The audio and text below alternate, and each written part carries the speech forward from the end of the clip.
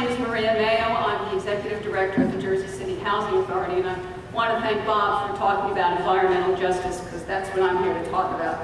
The Jersey City Housing Authority represents 15,000 people who are served under our public housing and assisted housing programs.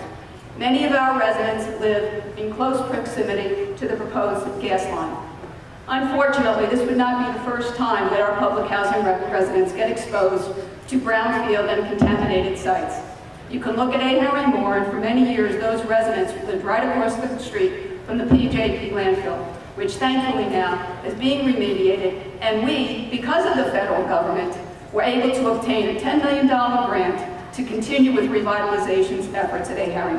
And it was through the remediation that we were able to capture those funds. And I think that's an important part of this. And I find it interesting because I like to think of us as little b bureaucrats. And with this administration, the federal administration continues to talk about tearing down silos between departments. And here's the Department of Housing and Urban Development talking about sustainability, energy efficiency, green neighborhoods, moving people out of isolated situations.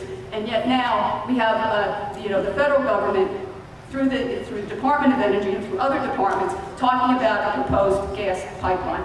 People need to talk to each other, and we're not doing that on the federal level. You can't continue to speak out of both sides of our mouths. It puts all of us in the worst predicament.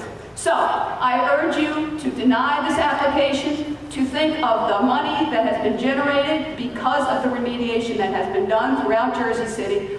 We have been able to bring in $100 million worth of Hope 6 revitalization money, which has leveraged $300 million in other private funding. This has led to a tremendous amount of jobs. And I hear a lot about jobs, but I'll tell you, jobs is one thing. Jobs for local people is an entirely different matter, and that's what